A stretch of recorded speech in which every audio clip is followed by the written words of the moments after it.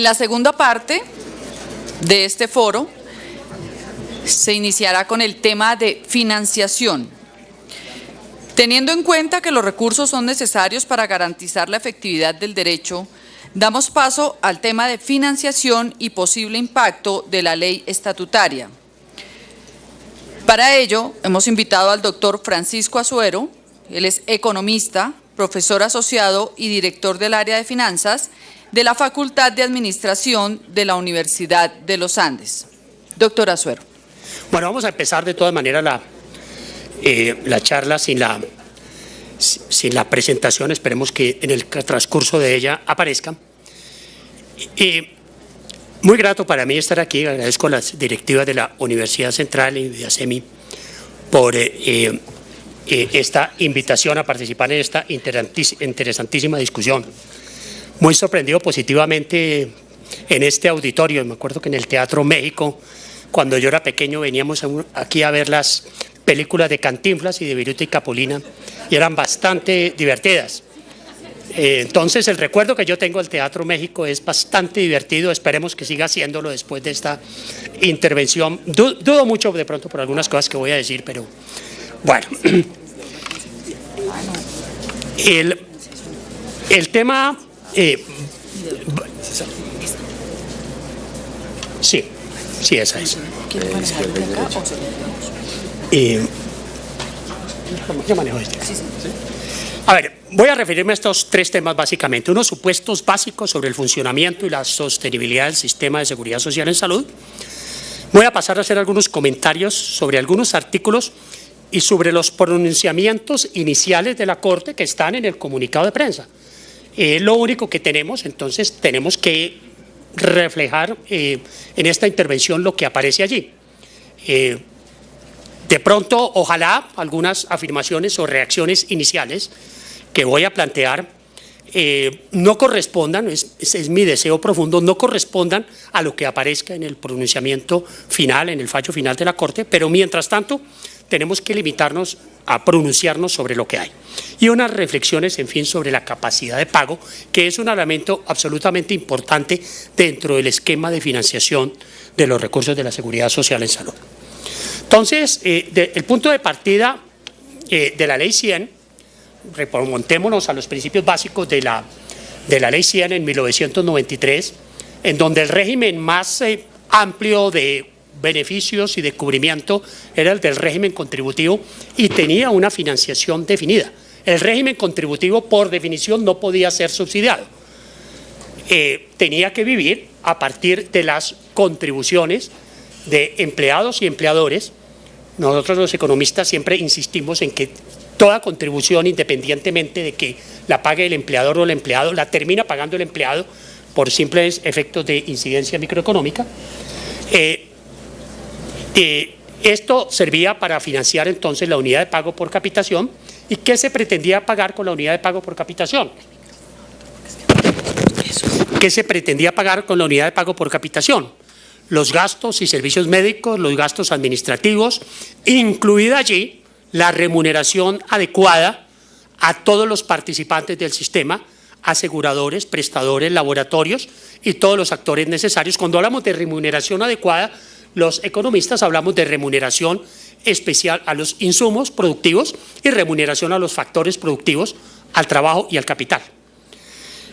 Otro supuesto era que la competencia regulada debería traducirse en menores precios y en mejores calidades. La competencia se iba a presentar a todos los niveles, aseguradores, prestadores, medicamentos, etc. Claramente, entonces, los recursos disponibles per cápita, que eran la UPC, estaban determinados por el número de contribuciones dividido por el número de beneficiarios. A mí me tocó en los momentos iniciales participar en el Consejo Superior de Seguridad Social en Salud, representando al Ministerio de Hacienda, y yo era allí como el malo del paseo, porque cuando se proponía ampliación del POS, yo decía, bueno, ¿y cuánto vale? Pero mire la plata que hay, no alcanza. Y me acaba de decir, no, es que acuérdense que nosotros no podemos sobregirarnos porque eso es especulado. Si nosotros gastamos más de lo que tenemos autorizado legalmente, eso es especulado y todos los que estamos aquí nos vamos a la cárcel. Y a partir de allí, pues, por lo menos en esos momentos se lograba con ese tipo de raciocinios alguna disciplina y alguna conciencia de que efectivamente los recursos son limitados. Las tutelas, y no voy a calificar negativamente las tutelas, estoy hablando de las tutelas como hecho histórico, independientemente de las razones que llevaron a ella. Constituyeron en la práctica una ampliación de hecho del plan obligatorio de salud.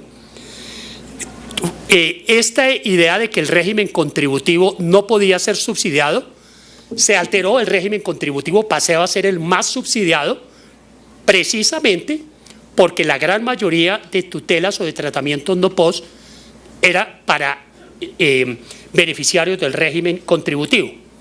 Esto se acentuó, insisto yo en eso, se acentuó con la sentencia 760 de la Corte Constitucional y todas las estadísticas que vemos de recobros a partir precisamente del 2008 y del 2009 se pegan el brinco bien grandes a partir de esta sentencia.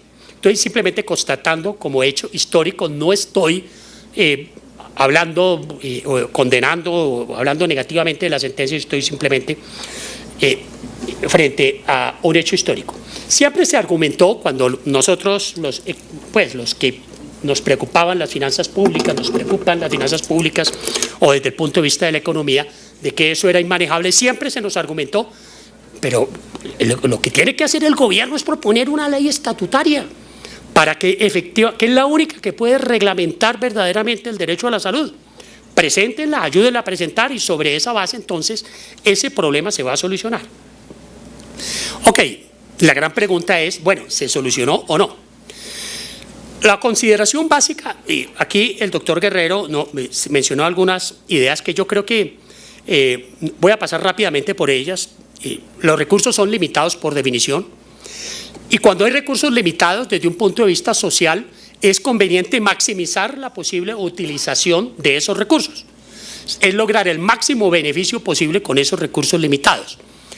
Y el punto de que la financiación del sistema debe ser sostenible. Miremos la definición de sostenibilidad que en principio fue creada dentro del manejo ambiental. Este es el informe sobre la situación ambiental en el mundo de las Naciones Unidas de 1987. Y el profesor Brundtland, que fue el autor principal de este informe, definió esto. Un desarrollo es sostenible si satisface las necesidades de las actuales generaciones sin comprometer la habilidad de las futuras generaciones de satisfacer la de ellas. Esto es aplicable para cualquier campo, es aplicable para las finanzas de una familia, es aplicable para las finanzas de una empresa, es aplicable para las finanzas de un país, es aplicable para cualquier sistema, es aplicable globalmente y para cualquier sistema individualmente considerado. Un artículo de la revista The Economist publicado la semana pasada, hablando de una cosa que los economistas hablamos mucho de ellos, que son los trilemas macroeconómicos, aplicado a los sistemas de salud, ponía un ejemplo. Es imposible que usted tenga al mismo tiempo libertad de escogencia, amplia capacidad de cobertura, si no trata de controlar los costos. Es decir, si usted tiene costos ilimitados, cobertura ilimitada y escogencia ilimitada, eso es claramente imposible. Un sistema como el inglés restringe la escogencia, amplía la cobertura, pero también restringe el costo. Un sistema como el norteamericano, antes de la ley de Obama, ampliaba la escogencia, no promovía ningún control de costos, por eso los médicos ganaban bien y los laboratorios farmacéuticos ganan muy bien. Allá los precios de los productos farmacéuticos están entre los más altos del mundo allá en Estados Unidos porque está prohibido el control, pero claramente la cobertura es la que sufre con eso. Colombia, creo yo que tiene un equilibrio adecuado entre entre lo que es cobertura, entre lo que es escogencia, no tanto en costos, y allí vamos a tener que hacer un esfuerzo importantísimo. Entonces, ¿qué puede amenazar la sostenibilidad del sector público? Ojo, y se lo comentaba ahorita al doctor Lamprea ahí en el corrillo, el problema de la sostenibilidad fiscal no es un problema del ministro de Hacienda. Si este país se desbarata macroeconómicamente y renuncia al ministro de Hacienda, téngalo por seguro que él ya a partir de allí puede dormir tranquilo. Quienes no vamos a dormir tranquilos somos el resto de colombianos, especialmente los más pobres. Yo me decidí a estudiar economía en una época en que Colombia tuvo que enfrentar unas crisis enormes y mi papá se arruinó y yo quería entender qué era lo que había pasado. Y eso fue lo que me motivó a estudiar economía, por un desbarajuste macroeconómico. Eso fue lo que me motivó a mí a estudiar economía y he sido todavía apasionado entonces de estos temas. ¿Qué es lo que puede ocasionar normalmente un desbarajuste? Una crisis, cualquiera que sea, financiera, macroeconómica, cambiaria, etcétera, uno la puede reducir como un exceso de gasto presente que sacrifica capacidad futura de gasto.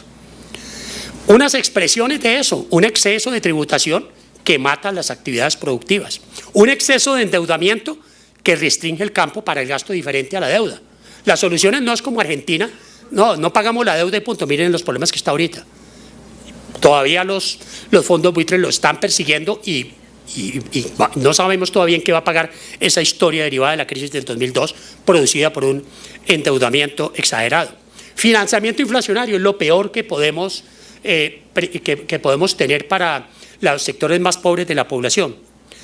Y un punto clave, los gobiernos normalmente al operar sin restricción están tentados a privilegiar el gasto presente sobre el gasto futuro porque a los gobiernos normalmente, llámense presidentes, alcaldes, gobernadores, lo que les gusta es inaugurar, entregar obras, pasar a la historia como el que hizo tal cosa o tal otra. Pero los costos fiscales de eso muy difícilmente se los cobran porque casi siempre son otros a los que les toca limpiar las finanzas por lo que hicieron los gobiernos. Entonces es necesario frenar esa tentación de los gobiernos. Y para eso existen mecanismos institucionales y legales. Desde la Constitución del 86 de 1886 ya existían esos mecanismos, como las normas sobre equilibrio presupuestal, usted no se puede gastar lo que no tiene. Las normas sobre exceso de endeudamiento, el endeudamiento tiene que ser limitado y tiene que ser autorizado por el Congreso o por los consejos municipales. El financiamiento inflacionario está prohibido, afortunadamente, en la Constitución del 91, salvo circunstancias excepcionales que requieren la aprobación unánime de los miembros de la Junta Directiva del Banco de la República. Ese tipo de situaciones, entonces, fue lo que condujeron, entonces, a la regla fiscal. Es necesario, entonces, el principio de sostenibilidad fiscal. ¿Qué es lo que se trata? Es fundamentalmente de proteger derechos, de proteger los derechos de las futuras generaciones frente a los derechos nuestros. Si nosotros nos gastamos todo el dinero, las futuras generaciones no van a tener ni salud, ni educación, ni defensa, ni seguridad, ni nada. Eso es la regla fiscal. Entonces es valiosísima como derecho de los ciudadanos, especialmente los derechos de las futuras generaciones. Entonces no podemos decir que eso es simplemente una preocupación trasnochada de los economistas, la del equilibrio fiscal y la de sostenibilidad. El Estado está hecho para defender derechos, ya se dijo aquí en este foro, derechos en todos los frentes, en salud, en justicia, en educación, la defensa de la vida, la legislación, la infraestructura, las transferencias sociales. Todos son esos campos hechos fundamentalmente para defender derechos de los ciudadanos. El Estado, dados unos recursos limitados, se nos recordaba hace un rato que el presupuesto, que los impuestos tienen que ser aprobados por el Parlamento, los gastos también tienen que ser aprobados por el Parlamento. Es el Parlamento el que dice cuánto se debe gastar en cada uno de esos rubros a partir de un proceso fundamentalmente político. Esto no es un proceso técnico, es un proceso fundamentalmente político y por eso el presupuesto es uno de los instrumentos más valiosos en una democracia. ¿Cuánto nos gastamos en cada campo? Entonces, cada esfera, cada entidad, cada sector debe actuar dentro de esos límites. Tiene necesariamente que actuar dentro de esos límites. Cuando estamos excediéndonos de esos límites, ¿estamos violentando los derechos de las futuras generaciones o estamos violentando otros derechos de los ciudadanos? Entonces, ¿qué esperábamos de la ley estatutaria? Esperábamos regular la manera de conciliar primero los derechos individuales y los colectivos, ya se mencionó aquí, y los derechos de las actuales frente a las futuras generaciones. Y voy a señalar simplemente algunos puntos que escogidos selectivamente dentro de la ley y dentro de la sentencia de la Corte que me ameritan algunos comentarios. Un primer punto es, la Corte añadió en el artículo 5º la prestación de los servicios de salud debidos a cualquier usuario. Absolutamente de acuerdo. La regla fiscal no podría servir el día de mañana para decirle a un empleado público, usted no tiene derecho al sueldo por la regla fiscal. Ok, absolutamente de acuerdo, no podría utilizarse ese argumento. ¿Dónde sirve la regla fiscal? Aguas arriba. En el monto de contratación que una entidad pública está autorizada a hacer. ¿Cuántos empleados puede contratar? Que tiene que hacerlo solamente si hay disponibilidad presupuestal. Ahí sí funciona la regla fiscal. Y viola la regla fiscal el empleado público que contrata más personas de las que le da su disponibilidad presupuestal. Ahí es donde hay que poner el freno. Entonces el freno hay que ponerlo en donde toca, que es en donde se causan las obligaciones de carácter general. Vamos a otros temas que están en la sentencia. La oportunidad. Ahí está el texto de la ley. La Corte le quitó las palabras que se requieran con necesidad y le quitó que puedan agravar la condición de salud de las personas, restricciones sin dilaciones que puedan agravar la salud de las personas. Al quitarle con necesidad, yo simplemente me hago una pregunta de lógica elemental y espero que en el fallo de la Corte eso quede claro. ¿Quedó abierta la puerta para que se deterguen procedimientos o tratamientos innecesarios? Al quitar, porque lo contrario de necesario es innecesario. Estos son dos conjuntos que suman, una cosa o es necesaria o no es innecesaria, no hay nada en la mitad. ¿Quedó abierta la puerta para tratamientos innecesarios? Y lo que dice, sin dilaciones que puedan agravar la condición de salud de las personas. Hay unas limitaciones reales que ya nos recordábamos en la oferta de servicios. La oferta de servicios no ha crecido lo suficientemente y eso es motivo de otro tipo de discusiones. Esa prohibición o esa obligación de contratar a las empresas del régimen subsidiado únicamente con entidades públicas ha frenado la creación de otro tipo de infraestructura en muchos municipios del país. Entonces tenemos una oferta frenada, hay otro tipo de restricciones en oferta de especialistas, etcétera. ¿Va a ser la tutela un instrumento para colarse en las filas?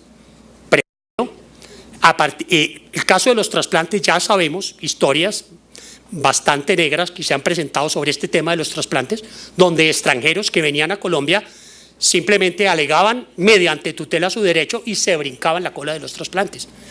Esto es absolutamente inequitativo, injusto, inconveniente. Otro punto. El texto de la ley habla, el Estado dispondrá por los medios apropiados los recursos necesarios y suficientes para asegurar progresivamente el goce efectivo de la salud. La Corte dice es un criterio orientador y un principio. Yo voy más allá, no es ni criterio orientador ni principio, es una realidad contra la cual tenemos que enfrentarnos. De la misma manera que la Corte no podría tumbar la ley de la gravedad porque una persona que se cae del cuarto piso tiene el riesgo de matarse, tampoco nadie, ni la Corte, ni los economistas, ni nadie puede tumbar la sostenibilidad porque simplemente es una restricción real de que los recursos no alcanzan. La sostenibilidad final se impone independientemente de que lo diga entonces una sentencia o una ley. O se sacrifica el presente o se sacrifica el futuro. No hay alternativa. Entonces eso de cuál es la consecuencia de que sea un principio orientador, por lo menos no me queda claro de este texto. Lo que tiene que ver con la integralidad. Para efectos del presente artículo se entiende por tecnología y servicio de salud aquellos directamente relacionados con el tratamiento o cumplimiento del objeto preventivo y terapéutico.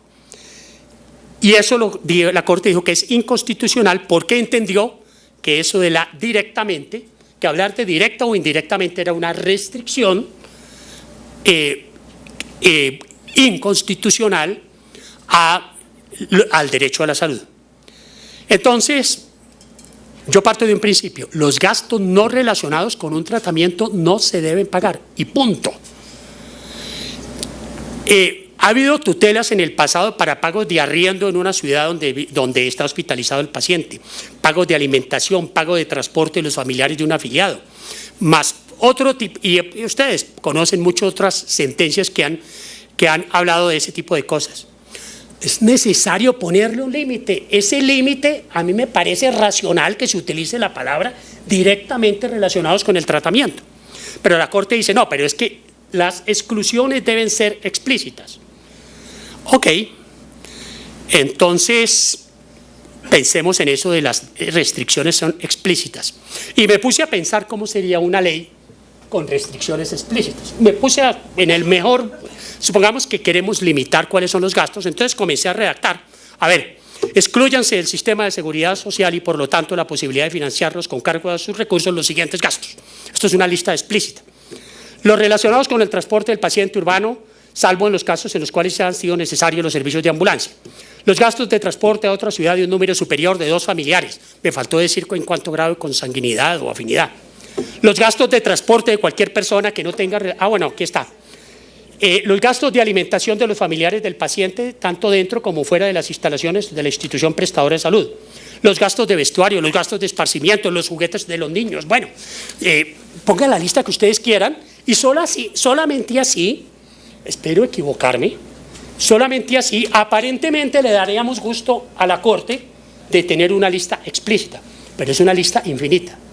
Para eso la retórica, el lenguaje y la matemática se inventó la figura, el conjunto que no hace parte de, los gastos no relacionados con. Ese es el recurso que existe universalmente cuando se quiere señalar algo, se pone una restricción y la restricción a mi modo de ver absolutamente válida. No se financian gastos que estén relacionados directamente que no estén relacionados directamente con el tratamiento o procedimiento. Literal G, decía la ley, agotar las posibilidades razonables de tratamiento efectivo para la superación de la enfermedad. La expresión razonable contiene una limitación indeterminada, dice la Corte. Y dice además que la efectividad no puede verificarse sin que se haya practicado el procedimiento. Entonces, simplemente yo opino esto, la razonabilidad es un concepto aceptado normalmente en la legislación.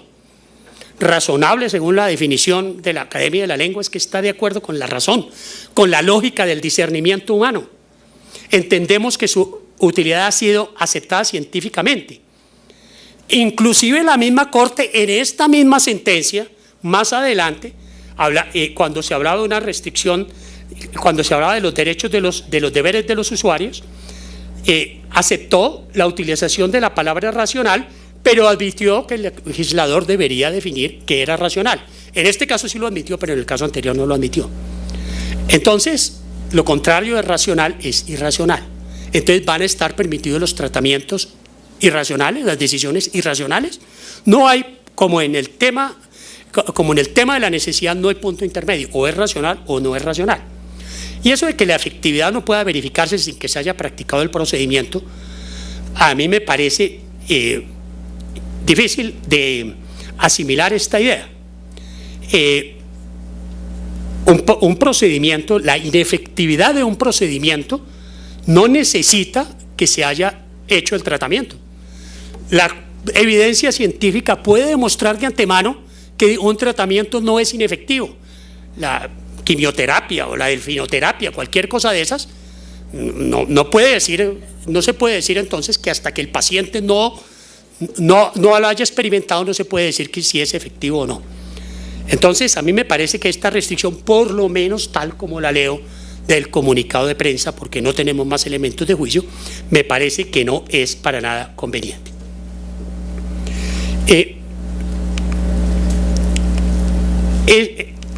Vamos a un tema final, entonces, sobre el tema de capacidad de pago. Está presente tanto en la ley estatutaria como en otras leyes relacionadas con la salud. Y el gran problema es que nunca se ha reglamentado de la manera suficiente. Esto requiere un esfuerzo colectivo para la capacidad de pago y esto tiene que ver con la sostenibilidad del sistema financiero en salud, por 2 razones. La primera, menos importante, las contribuciones que hagan los copagos va a ser muy pequeño, pero Lo más importante es, lo que se ha demostrado universalmente es que los copagos sí tienen un comportamiento importante desde el punto de vista en una disminución en la demanda. Y esto es importantísimo. Claramente se necesita entonces una norma sobre capacidad de pago que lleven a determinar objetivamente la capacidad de pago de los usuarios, para reglamentar claramente los deberes de los usuarios en función de su capacidad de pago, cuotas moderadoras, copagos, otros gastos ordenados por tutela. Esto no debería ser ni la Corte ni los jueces los que determinaran si una persona tiene capacidad de pago o no. Debería ser una norma objetiva, como la que existe hoy en servicios públicos, por estratos. No sería aquí por estratos, de pronto el mecanismo más adecuado sería la declaración de renta. Y obviamente esto implicaría controlar efectivamente la cartera generada. Tal como quedó la ley y tal como quedó la sentencia de la Corte, a una persona no se le puede cortar un servicio si no paga. El día de mañana yo podría ir entonces a mi EPS, pedir un servicio. Si me dicen que tengo que pagar la cuota moderadora, yo digo no, porque la sentencia de la Corte dice que usted no me puede impedir el servicio si yo no pago. Anóteme y mire después cómo me cobra, pero usted me presta el servicio. Y en términos estrictos yo podría tener razón apelándome a la letra de lo que dice la sentencia de la Corte, de que no hay posibilidad alguna de cortar el servicio, de impedir el servicio, así la persona tenga todos los recursos del mundo. Entonces, allí hay una pregunta sobre si de pronto la DIAN hacia el futuro no sería la entidad encargada, primero, de determinar la capacidad de pago y segundo, de administrar todas las obligaciones que se generen de cartera en el sistema de seguridad social en salud. Bueno, muchísimas gracias.